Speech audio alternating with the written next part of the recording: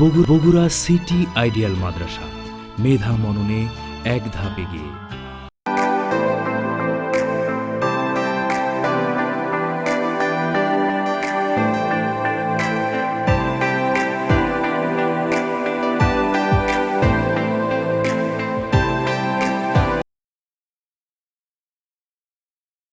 বিসমিল্লাহির রহমানির রহিম।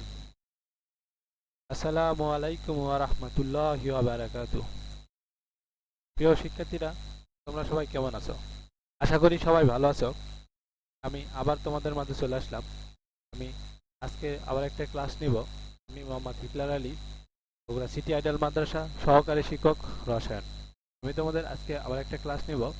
আজকের ক্লাস বিজ্ঞান শ্রেণী পঞ্চম, টপিক আমাদের পরিবেশ। দেখো, আমি আবার বলছি, আজকের ক্লাস বিজ্ঞান শ্রেণী পঞ্চম, টপিক আমাদের পরিবেশ। প্রিয় শিক্ষার্থীরা, তোমরা তোমাদের পাঠ্যক্রমের বিজ্ঞান দিয়া পঞ্চম শ্রেণী বইটি বের করো। প্রিয় শিক্ষার্থীরা, তোমরা তোমাদের পাঠ্যক্রমের বিজ্ঞান ইবতেদিয়া পঞ্চম শ্রেণী এর বইটি বের করো।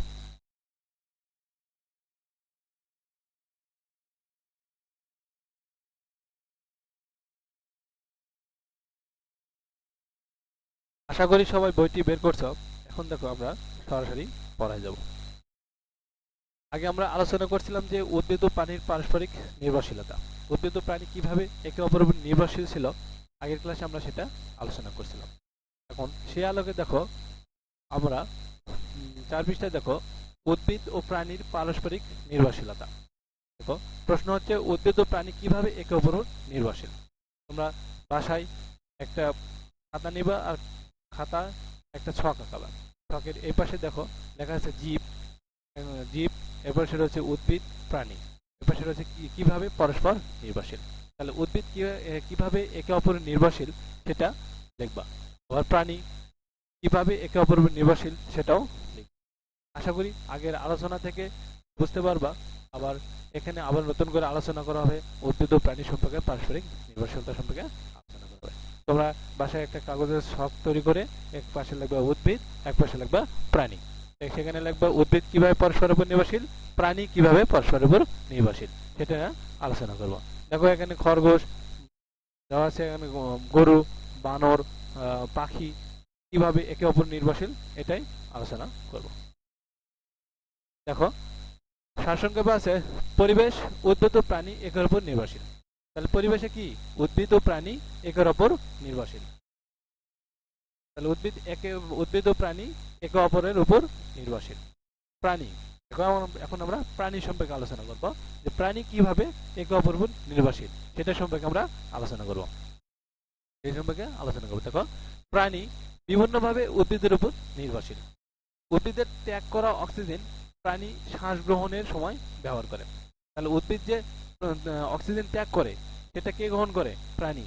আগের ক্লাসে আমরা জানছি, আবারও জানতেছি, যে উদ্ভিদ যে ত্যাগ করা অক্সিজেন প্রাণী সেই অক্সিজেন কি করে? গ্রহণ করে। উদ্ভিদের বিভিন্ন অংশ রয়েছে, যেমন কাণ্ড, শাখা ও ফলমূল প্রাণী খাদ্য হিসাবে গ্রহণ করে। তাহলে উদ্ভিদের বিভিন্ন অংশ রয়েছে, যেমন কাণ্ড, শাখা, ফলমূল প্রাণী খাদ্য হিসাবে কি করে? গ্রহণ করে। তাহলে উদ্ভিদ আবার অনেক প্রাণীর আবাসস্থল। তাহলে উদ্ভিদ কি আবার অনেক প্রাণী আবাসস্থল।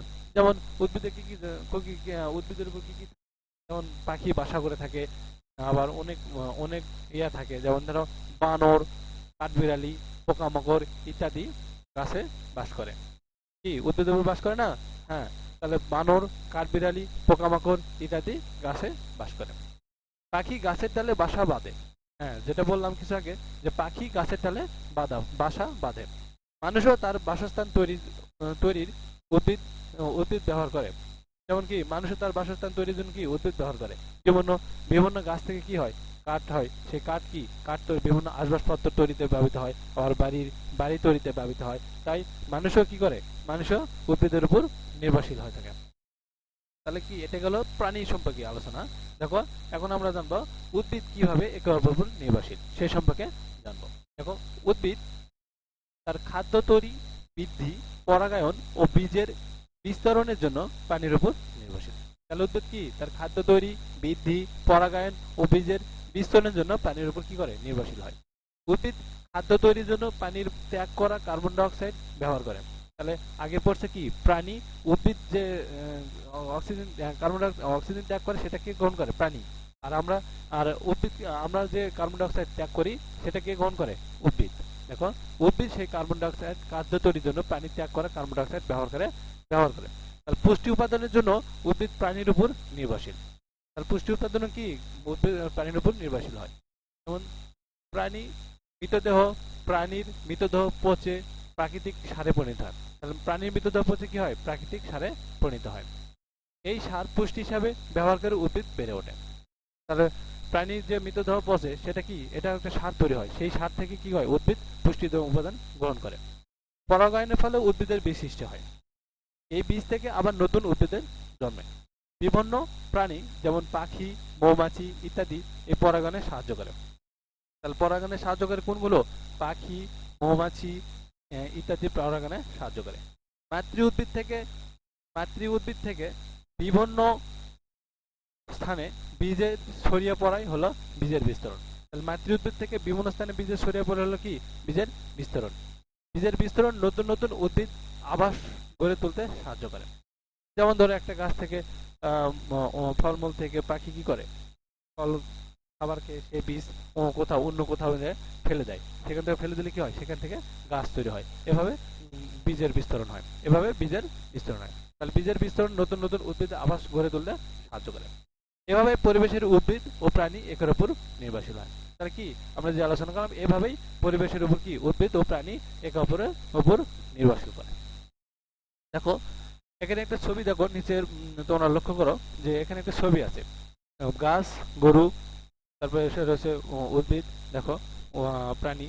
তাহলে কি গাছ কি করতেছে অক্সিজেন ত্যাগ করতেছে। গাছ কি করতেছে দেখো অক্সিজেন ত্যাগ করতেছে। গাছ কি করতেছে অক্সিজেন ত্যাগ করতেছে। আর কি আর প্রাণী কি করতেছে সেই অক্সিজেন গ্রহণ করতেছে।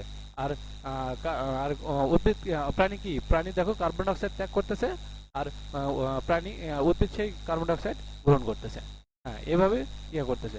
আর দেখো পুষ্টি উপাদান দেখো এখানে এপাশে ডান পাশে লক্ষ্য করো যে এপাশে একটা প্রাণী মারা গেছে, সেই মারার মৃতদেহ পচে সেখান থেকে পুষ্টি ধরেছে। এই পুষ্টি আবার এই গাছ শোষণ করে নিচ্ছে।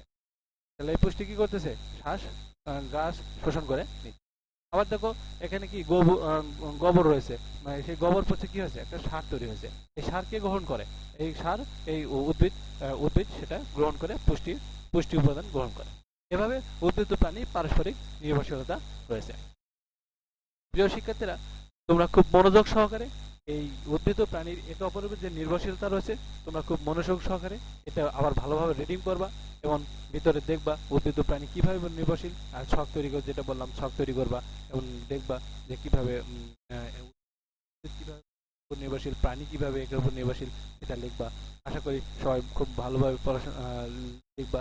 এখন দেখো আগামীকাল তোমাদের যেটা পড়া থাকবে সেটা হচ্ছে এই অধ্যায়ের শেষের দিকে দেখবা 3 নং প্রশ্ন রয়েছে। 3 নং প্রশ্ন থেকে 1 নম্বর প্রশ্ন তোমাদের পড়া থাকবে। আগামীকালের পড়া দেখো আগামীকালের পড়া এই অধ্যায়ের শেষে একটা রয়েছে প্রশ্ন রয়েছে। সেই প্রশ্ন 3 নম্বর প্রশ্ন, সেই প্রশ্ন থেকে তোমাদের 1 নম্বর প্রশ্ন পড়া থাকবে। আশা করি খুব মনোযোগ সহকারে এবং খুব ভালোভাবে পড়বে। আগামী ক্লাসে আবার দেখা হবে, আবার আলোচনা হবে, তখন আরো ভালোভাবে বুঝবে। এত পর্যন্ত ভালো থাকবে, সুস্থ থাকবে এবং খুব সহকারে পড়াবে। আবার দেখা হবে ইনশাল্লাহ। ততদিন ভালো থাকো, সুস্থ থাকো, খুব মনোযোগ সহকারে পড়াশোনা